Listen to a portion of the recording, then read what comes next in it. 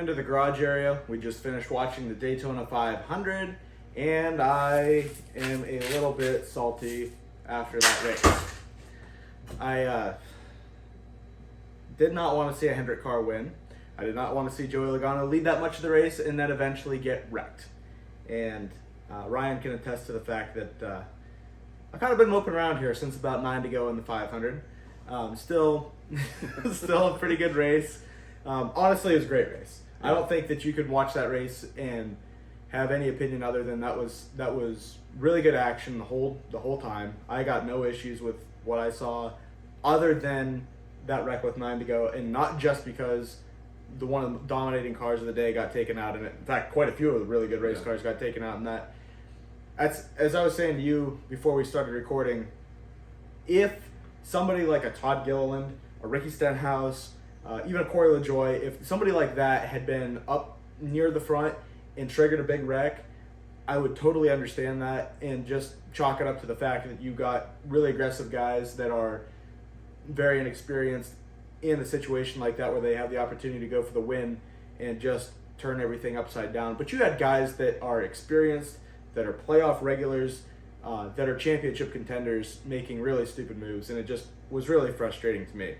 One thing I want to point out is the Xfinity race has just started, so we are probably going to be very distracted as we do this as well, because we just cannot get enough racing this weekend. We've been here Thursday night, Friday night, not Saturday or Sunday due to the weather, and in here tonight, and we are going to often be glancing over to the TV to watch the action on the racetrack in the Xfinity Series. Before we get into the Cup race, I want to talk about a couple things from the weekend overall. One of the things that I felt stuck out to me was Wednesday night qualifying. It just seemed like the Toyotas were very slow. Yeah. And I did not expect them to be a factor in any way, shape, or form this weekend. Outside of the duels, they really weren't. There wasn't a whole lot of Toyota action up front all day today. Yeah, I don't think they all got together like they wanted to. I agree. I still think they're the lowest car count in the field, even though they've added a couple cars with Legacy. Yeah. But, one of the things that I guess I knew this before, but I'd forgotten about it, was that the duels pay stage points. And so that made those a little more significant, which I think is a positive thing. Yeah. That's a reward in that particular race. And that's where the Toyotas shine the best. They ended up sweeping the duels with Tyler Reddick winning the first one and Christopher Bell winning the second. I didn't see that coming. I didn't see them having that strong of a performance in the race based on how they qualified. Fords did okay, and the Chevys did not do well in the duels, I didn't feel. I didn't feel like anybody was a real factor in those. Or am I mistaken? The one Chase finished second, that one, him and Larson were right up front there till the end. Because I think Larson took the white flag with Chase pushing, and then when Chase and Larson mixed up a little bit, that's when Bell took advantage. So yeah, you're right. Yeah. I don't know. I just felt like overall it was funny because I was paying way more attention to the first duel because Logano was in that one, and you were paying way more attention to the other one. No, Chase was in the first one. Well, he was in the first one. That was the first one. Well, regardless, it doesn't matter. It's been a long weekend here. Johnson in the first duel, he did end up racing his way in over J.J. Yaley, and literally on the last lap he got by him due to the one car kind of getting stalled out in the middle. Jimmy took advantage of that, and it ended up hurting Yaley in the 44 NY Racing car 45 be Reddick. Yeah. That just didn't even know who they were going to have drive the car that weekend. Didn't make the show. Probably for the better, I'd have to say. Yeah. Reddick won the first duel. Blaney took a really hard hit in the second one. If I remember correctly, he had a huge run, and he kind of snookered the 24 for the lead there is what he was going to do. And the 6 was shoving the 8 real hard and just hooked him into the tri-oval wall there. And I forget, I heard an interview with Blaney saying that the mouthpiece that they wear measures the G-forces, that it was like a 55 G impact, which isn't as big as the one he took late last summer in Daytona, which he said was a 70 G hit, which is incredible. He said he was getting pretty tired of getting wrecked and taking impacts like that, which I don't blame him. We had the truck race Friday night. We had ARCA right after that. Saturday, as far as we got through the schedule, was Xfinity qualifying, and then the rain came and literally washed out the rest of Saturday and Sunday, and that's why we're here tonight. I was fortunate enough that it was moved to 4:30 as start time for the Cup race, and I was able to get out of work in time to come home and watch it with you. That's as good a scenario as you could hope for, having it delayed to Monday. Yeah. I believe this is only the third time that the 500's been delayed to Monday. I'm thinking it was 2012, 2020, and now 2024. Somebody can fact check me on that. But I'm pretty sure that's it. Yeah, Xfinity was supposed to be run before the Cup race today. That didn't work out due to weather either. Obviously, it's going on right now. Well, actually, a commercial's going on right now, which makes sense because that's typically what you see when you tune into NASCAR. We have a lot of stuff to get to, so I don't want to get off track too often. Matt Tiff tweeted it. I talked about it before. Would you'd be willing to do pay-per-view races? Would you not? Yeah. What do you think is the cost limit? Like, what's your ceiling that you're willing to pay to watch NASCAR? Let's say you can buy a yearly package every year, or for a full season of racing, you get the top 3 series, Cup, Truck, and Xfinity. How much do you think you'd be willing to pay for an entire year? I'd pay a couple hundred at least. Yeah, I would agree. Because, I mean... If you told me it was $250 to watch all of that, commercial free, and I don't even know, you gotta have like, give me Alan Bestwick and Wally Dallenbach or somebody like that commentating it instead of some of the people that we have for commentators today. But yeah, I would be willing to pay $2.5 for something like that. Yeah. I don't want to complain about commercials. I feel like it's complaining about officials in any sport. I mean, people got to pay their bills. I get it. It's expensive to bring this sport to TV, but it's a lot. It was like every 7 minutes. Yeah. 7 to 10 minutes that they're playing commercials, and it's like, dude, this is the biggest race of the year. How are we not? I don't know. Yeah. I get that in racing it's different than other sports, and you can't just wait for a yellow. Yeah. And in basketball, you can get a whistle at certain minute marks. In the NFL, anytime there's a stoppage in play at a certain time, you can go to commercial and all that good stuff. But yeah, it's harder to schedule that in NASCAR if it's not a stage break or just a yellow flag. So I get why they have to do it, but it certainly is annoying. Let's talk about the Cup race. First wreck happened at lap 6. And that literally happened the first row that they were 3 wide. It was 2x2 all the way back to, I think it was John Hunter Nemechek, Harrison Burton. I don't remember who was on the bottom. And long story short, the 21 got turned and really hit pretty hard. Did they interview him on TV? I saw an interview with Bob Pockers on Twitter, but I don't know if they ever even talked to him on TV. I don't remember. I don't recall seeing him on TV, which seems like a little bit of a miss there by Fox to not talk to him after. Yeah. I mean, he hit hard. Yeah, I don't know what was up with that. Keselowski seems like he was finding himself in position to often be blamed for causing wrecks. Yeah. He did it in the duels. And look, Brad Keselowski was your pick to win. Like, he's a good... I'm just going to keep using the term restricted plate racer. I know they don't have restricted plates anymore, but this is how we're going to talk about it. He's a very good plate racer, and yet he caused an accident in duels. He caused an accident tonight. That last accident at the end of the race was not his fault, obviously, but he was certainly involved in it. Yeah, I don't know what's going on with Brad. Like, it seems like probably the last 2 or 3 years, things have happened to where he's been involved in causing wrecks. And I don't know if it's just his commitment that he made before where he said, anybody that gives some bad pushes, I'm driving through everybody from here on out. I remember that. But I don't know. It seems less strategic and more aggressive, and I don't think that that's benefited him lately. The way the race kind of started to play out in stage 1 was weird. Pit strategy was strange. Some cars pitted after that first caution, and Blaney and who else stayed out? Was it Bubba? No, Hemrick and Bell. I'm sure it was Blaney that stayed out first because all the Fords pitted together. Yeah, it was Blaney, Hemrick, and Bell. Oh, all three of them. Yeah, Okay, three of them, I gotcha. Yeah, so those guys all stayed out when everybody else pitted. I don't know why.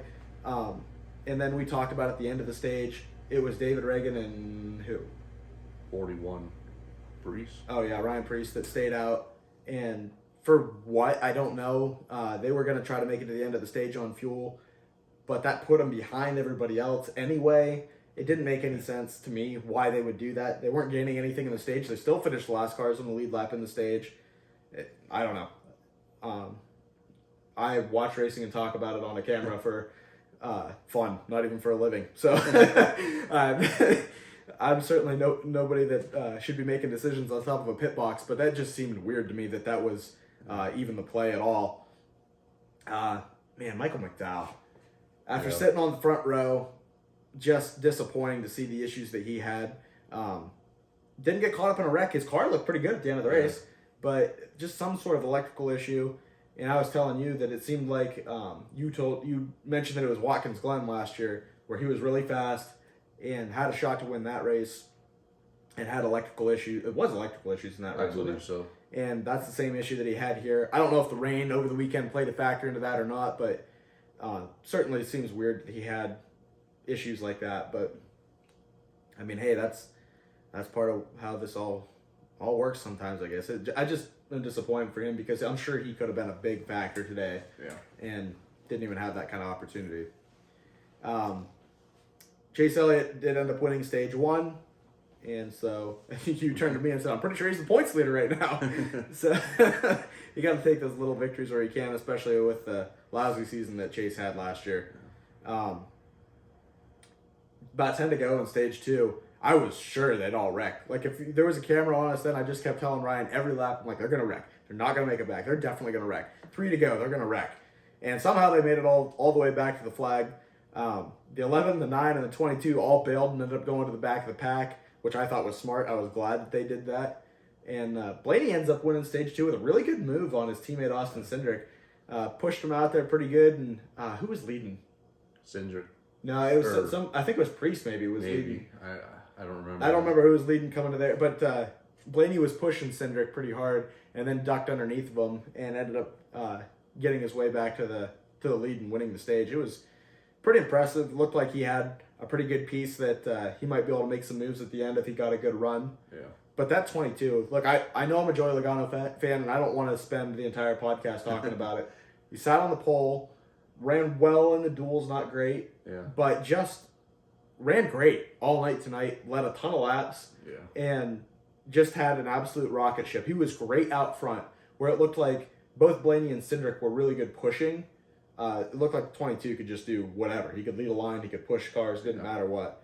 It makes me wonder in about 10 years when he's on the Dale Jr. Download what he had cheated up in this race car to make it go that fast. But it was a really good car. Was really disappointed to see that get torn up. And we'll get to that when we get there. Kyle Busch was really strong tonight. Yeah. And after he pitted at the end of stage 2, they said that they were, again, under commercial. Yeah. And I read on Twitter that he was smoking the left front wheel all the way down the racetrack and couldn't figure out what the problem was. And they zoomed way in on the hub, and there's no nut on that. It's just a wheel being held on there with centrifugal force. And he comes down pit road. Very impressive that he doesn't lose the wheel and he doesn't lose a lap. They changed the wheel and tire, and they got him back out on the racetrack on the lead lap. Huge for that 18. They did a phenomenal job. Where did Kyle finish? Do you know? I want to say just outside the top 15, because I know he got blocked. Chase blocked Kyle on the third lane, and that third lane just after that lost all his momentum and it fell backwards. So okay, yeah, I want to say somewhere in that range because Chase was 14th. Everything's kind of unofficial right now because the caution came out, but in that area. Once they restarted and began the third stage, pretty much from there to about 50 to go was pretty calm, and then 50 to go it just heated up. They went 3x3 all the way to the back of the pack, and it just seemed like every lap they were going to wreck, and they eventually did. It was about 9 or 10 laps to go. the 22 kept leading a charge on the outside. The 1 would block him. At one point, Keselowski was pushing him, and I was getting nervous about that because of Brad's history this past weekend. And the 22 would get close, and Chastain would just throw these crazy blocks. And I know that sounds odd for me to complain about it being a Joey Logano fan. Yeah. But the blocks were insane. Yeah. And they ended up keeping them all from stacking up. And when Logano tried to make a move underneath them, Brad bailed on him instead of going with him. And that let everybody get stacked up again. And finally, with a huge run down the backstretch, Logano was on the high side. Brad shot to the middle. It looked like the 48 shoved the 24 sideways, and he hooked the 6, who just barely missed the back of the 1's bumper, and went back across the racetrack and wiped out everybody. The 22, the 12. Chase Elliott barely snuck through there. Denny Hamlin was involved, didn't get beat up too bad. Some other cars just got destroyed. A lot of cars got destroyed in that one. I mean, it was bad. That was my only blemish on this whole race, was that accident. And I get it. I know it's restricted plate racing. I know that that's how these things go. But that was just really disappointing to see that many good race cars get wrecked by somebody that should know better in Alex Bowman. That was my only other hope, was that a Hendrick car didn't win it, but certainly not Bowman, just because Denny Hamlin said it best. He's just a hack. And I don't even know what made sense for him to be pushing like that there. And that's for the Daytona 500. yeah, but it's 9 laps to go. Like, what are you doing? He's close enough to the front. It's not like he's losing momentum. Yeah. The bottom line was moving well, and I don't know. I was very unhappy about that. And then they had to red flag that because cars were stuck, and just a ton of cars got wiped out. There was damage and debris everywhere. Once they finally got that cleaned up, they brought him back to the green flag with 4 laps to go. And again, Chastain throwing crazy blocks like he had been doing. They come to the white flag. They come off of turn 4, and you had the 16, the 7, and the 2, and the 24 all on the bottom. And the 24 had got out ahead of the top line. And coming through the trioval, the 24 went up to block the 1. The 1 went low to get underneath of him. And at the same time, Allmendinger shoved the 7 into the 2, which knocked him sideways, collecting the 1 as he was coming down the racetrack at the same time. Those 2 wrecked. Caution comes out. They've already taken the white flag. And fortunately, it was William Byron ahead of Alex Bowman. I don't want to see a Hendrick car win. There's a whole lot of conspiracy that could go on with this particular one. If you want to claim that things are rigged, which I don't believe they are, but you got the 24 winning in 24. It's Hendrick Motorsports' 40th anniversary to the day when the team started, and blah, blah, blah. Made me want to vomit. But Byron, I do feel he has talent. He's clearly a guy that he won the most races last year. Yeah. And was in the championship for. It's hard to argue that he doesn't deserve to win a Daytona 500.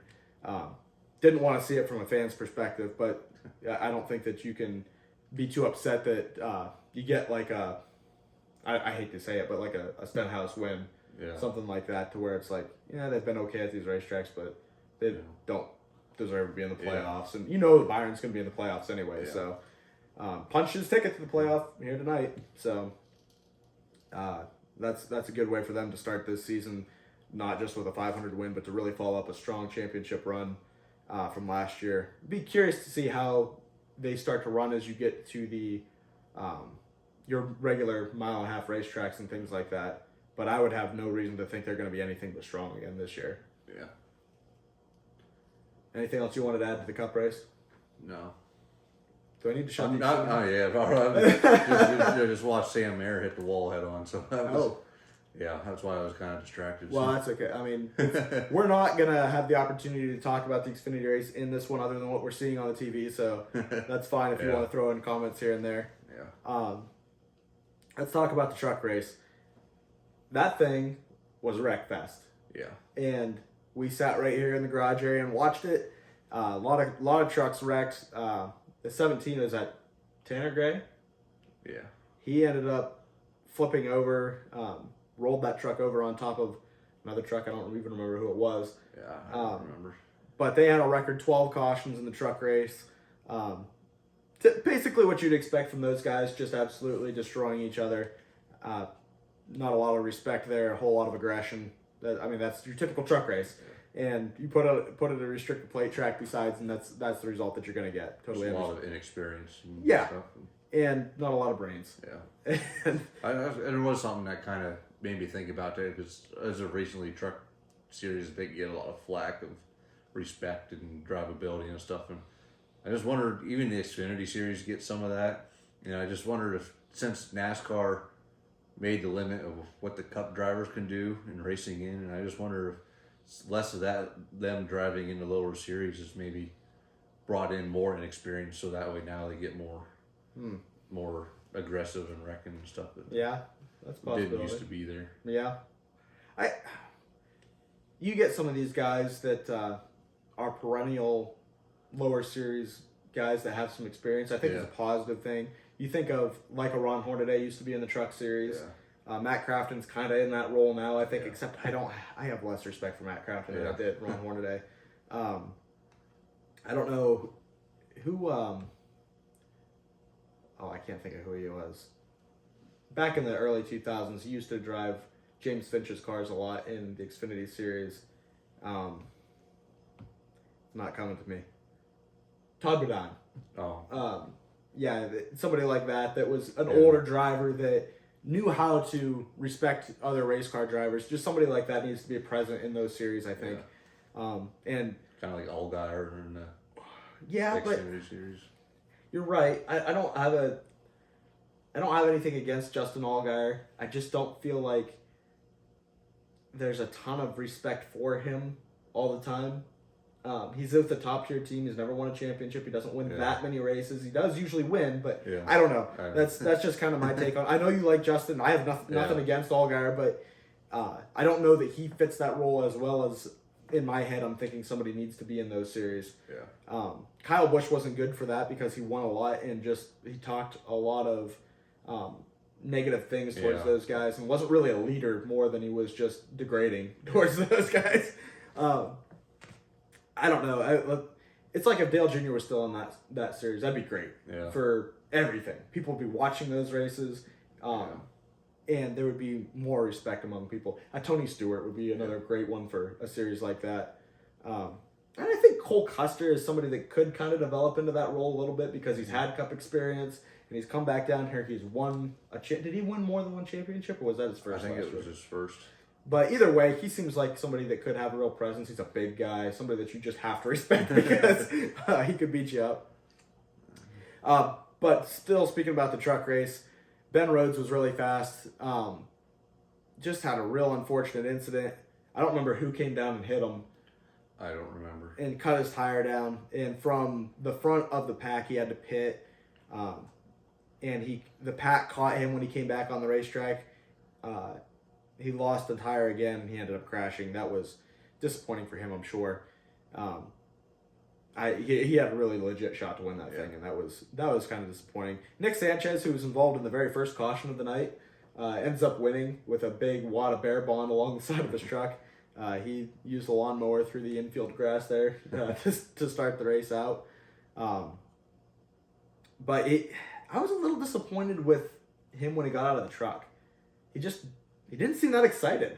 Oh. Like, dude, you just won a truck race. It's his first win. And he won the truck race at Daytona, and it just didn't even seem to bother him a bit. As far as like, hey, we won. I'm kind of dirty because I went through the grass earlier. I don't know. It just didn't seem that wound up to me.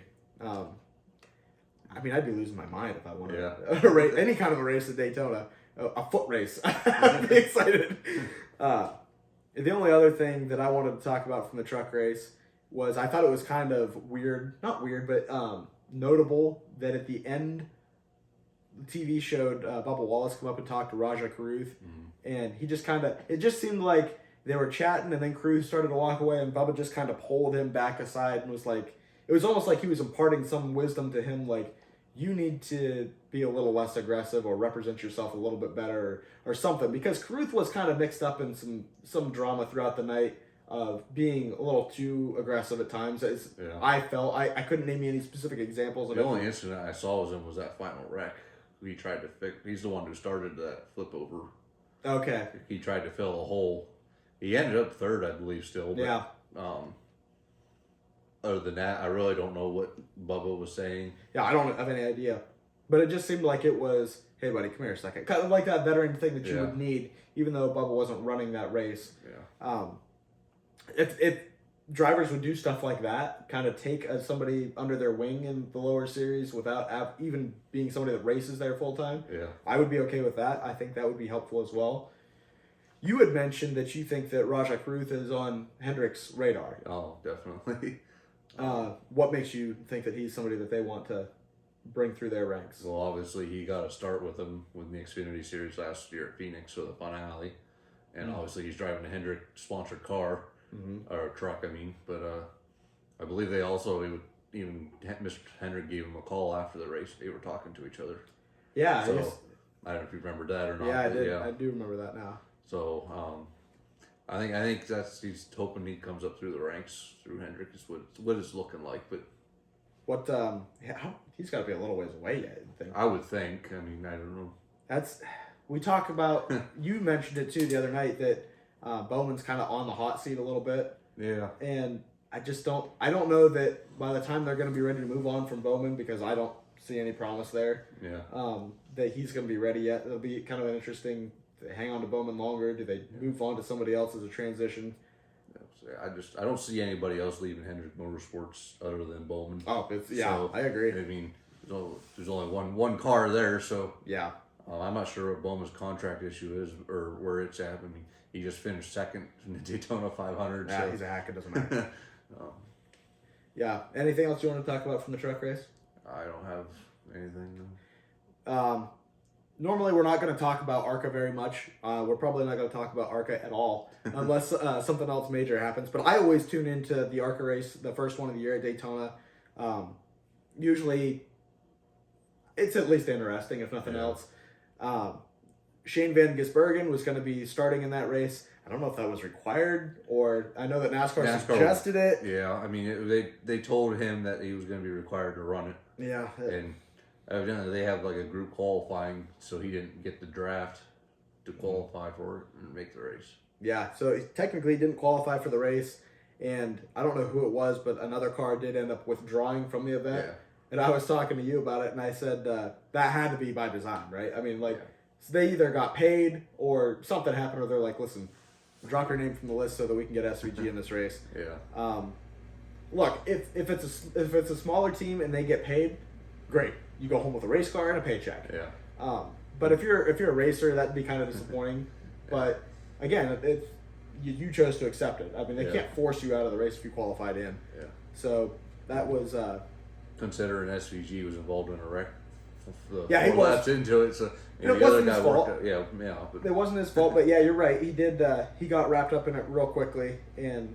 Yeah, that could have been the other race car that withdrew. Yeah. It could have been crashed real soon into the event and ended up with a clean race car and a paycheck. So, it was allegedly. That's what we're guessing. It took place there.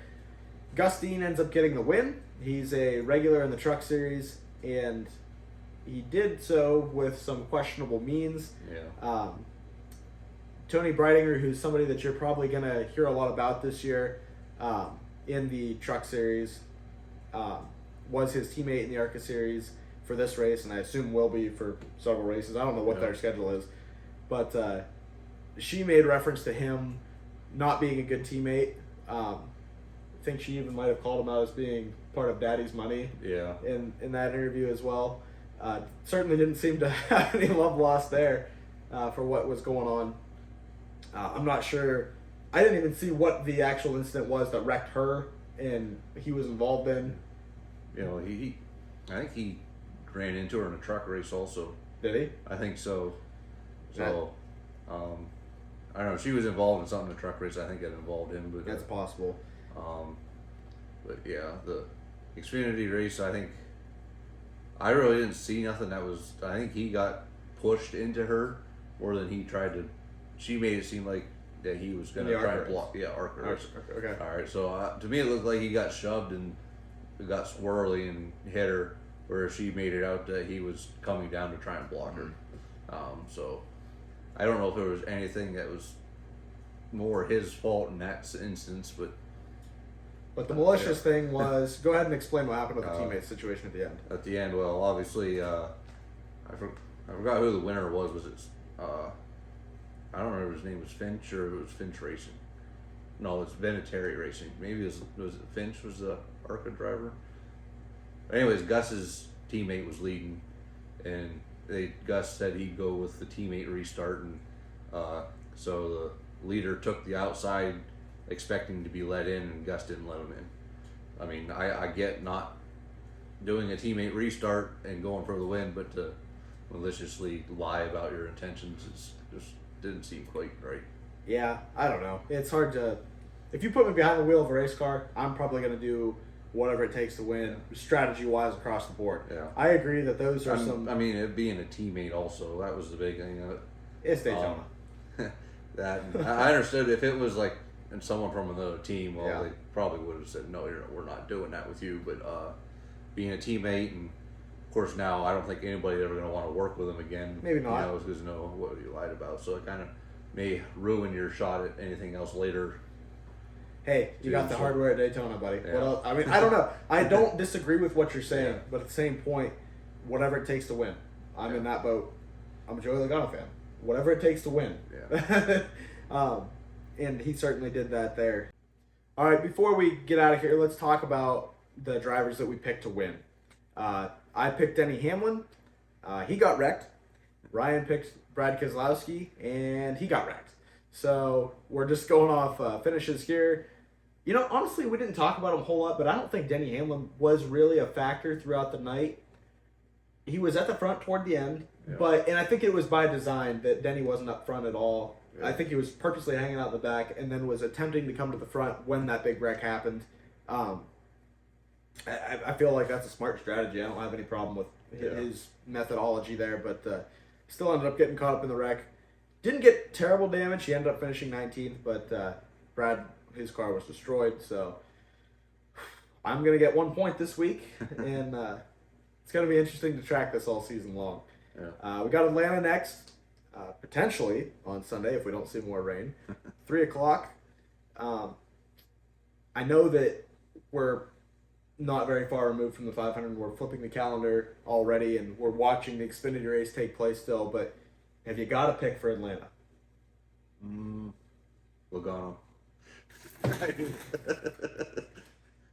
Considering how fast he was today, I don't want him to win, but I got to make a pick to get a point. I just hope your driver wrecks first and then Logano wrecks.